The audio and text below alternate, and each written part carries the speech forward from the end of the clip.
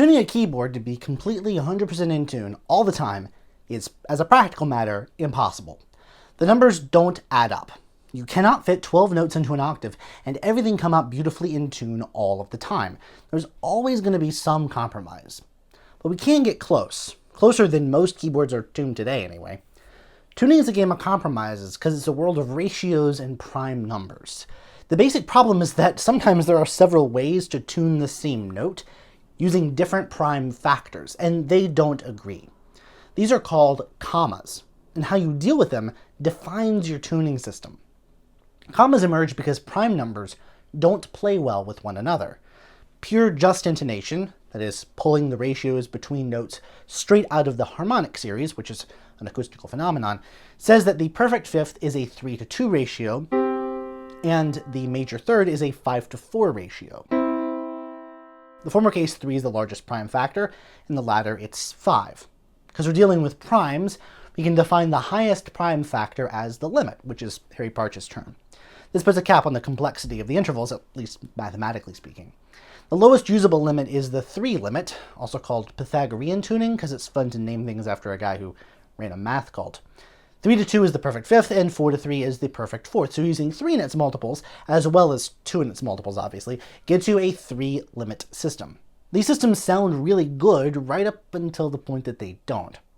See, stacking a ton of 3:2 ratios on top of one another from C eventually gets you to B sharp. We're used to this being the same note, but it's not.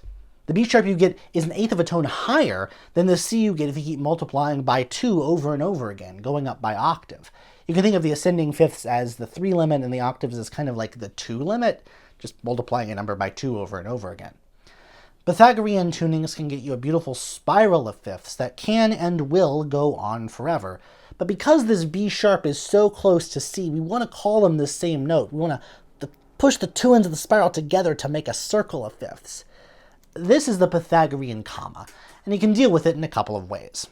A common one is to find a rarely used fifth and make that fifth a lot smaller to close the gap, resulting in a wolf fifth that composers then had to avoid because of its remarkable instability. I kind of like it though.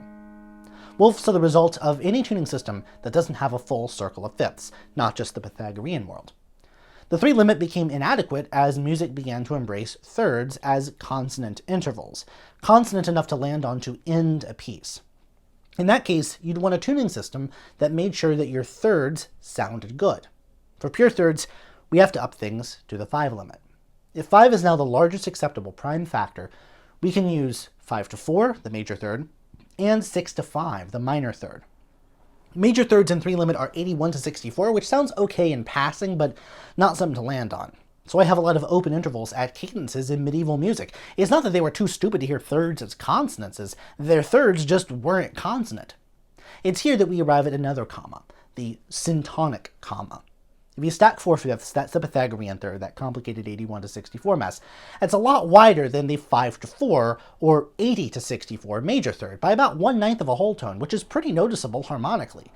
The 5:4 third sounds pure, beautiful, even. Impure thirds have all this beating and wobbling and warbling. It's kind of gross once you're attuned to it. This is all a wash if you just had infinite notes, and indeed this is something that string players and choirs quite naturally do. They shade notes one way or another based on where in the chord their note is. But if you're trying to stuff this onto a keyboard and you start on C and you're trying to tune an E, which one are you going to choose? You're going to tune it as 4 fifths up from C in the 3 limit, or as one perfect major third in the 5 limit. This is where quarter comma mean tone comes in. There are a lot of different fractions of mean tone tunings, things like 2/9 comma mean tone, but this is an introduction, and quarter comma was pretty widely used in practice because it gave you really, really nice thirds, in contrast to highlighting the fifths in the Pythagorean system. Tuners and theorists were willing to sacrifice the purity of the fifths in order to get pure thirds, and you could get darn close. You could write up to 8 different pure major triads, depending on the precise system, and stuff the commas into the proverbial lockers of keys nobody played in anyway, like D flat or B majors. Coincidentally, this also got you 8 usable minor triads, all by narrowing the fifth by 1/4 of this syntonic comma, hence quarter comma. The term mean tone comes from the fact that these tunings split the difference on where certain notes should be. C major is so common that you'd surely choose to tune the E as a pure third up from C. The D in between can be measured in two different ways. These two Ds are, as you might guess by now, completely different. Before mean tone systems, whole tones came in two different sizes, the 9 to 8 major tone and the 10 to 9 minor tone. After all, the intervals in the harmonic series get smaller and smaller the further you go up. By taking the average, that is, the mean, tuners got a system that allowed composers to write in a fair number of keys, made the full major and minor triads a lot more consonant, and each key had the advantage of sounding a little bit different. You could get away with seconds that were in between 9 to 8 and 10 to 9. They were kind of wacky, but nobody really cared, since in the mean tone era, seconds were not used harmonically, and this system is trying to make triadic harmonies sound good. Theory following practice. As time went on, though, we composers just couldn't leave well enough alone. We wanted all of the keys, and having 8 major chords sounds lovely, but you could only really write in maybe 5 or 6 keys. E flat major, the chord, might sound great on your local organ's mean tone tuning, but if A flat major sounded like a wet dog fart, you couldn't use the subdominant chord, which might put the kibosh on you using E flat major for your next piece. In order to write in a key, the closely related harmonies also had to be consonant and usable, so not to mention your modulatory possibilities were limited. Contrapuntally minded composers like Bach needed a system that would allow for more than the arc of usable fifths from mean tone systems. There are a few solutions. The worst is to just retune your instrument every time. That might be trivial on a clavichord, but arduous on even a small church organ. Another was to just add more notes, splitting the black keys in half, literally. If you have both a C sharp and a D flat to work with, you can tune them a little bit differently, hence more available keys.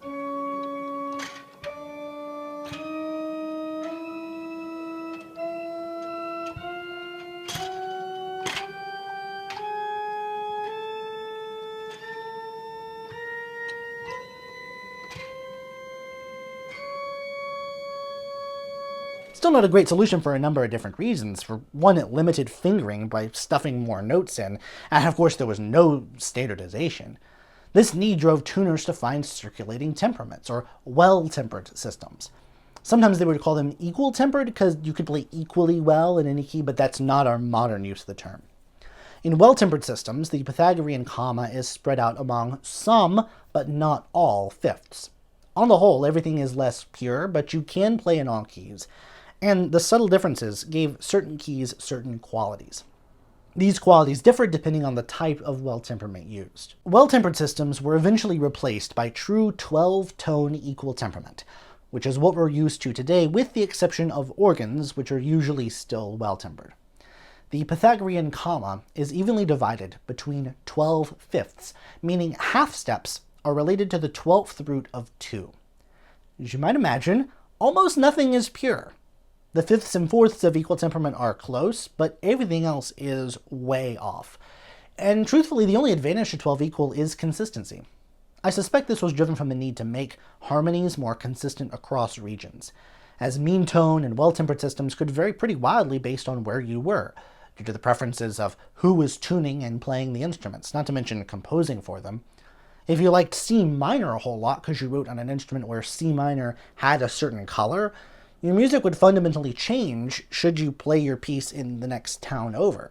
C minor might lose its uniqueness in equal temperament, but hey, at least it sounded the same in each town, and you can modulate wherever you wanted. But what about those higher limits? You can just keep going. At the 7 limit, we start to get to intervals that, from a mathematical perspective, are pretty consonant. But our ears may perceive dissonance not from some complicated ratio, but because we're just not used to hearing septimal intervals. The pure 7-to-4 ratio sounds off, because we're used to its out-of-tune equal-tempered counterpart.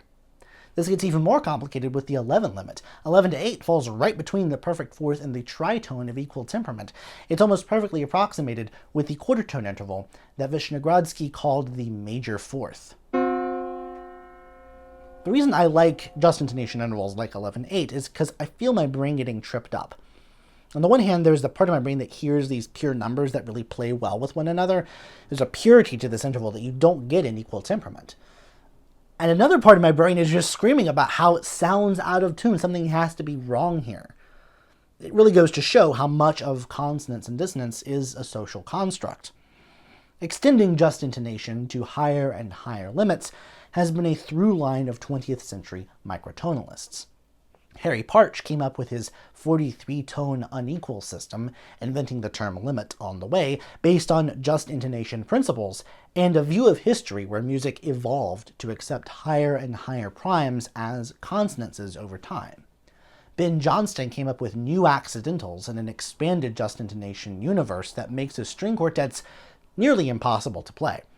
Wendy Carlos came up with 3 scales that sacrifice the octave in order to make a bunch of the other intervals pure. And many composers' interests in dividing the octave equally into more than 12 parts is because certain divisions, like 31, are better able to approximate pure tuning.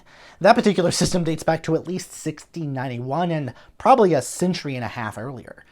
It's amazing to think we've been dealing with tuning for centuries, millennia even, and sometimes it feels like we're just scratching the surface.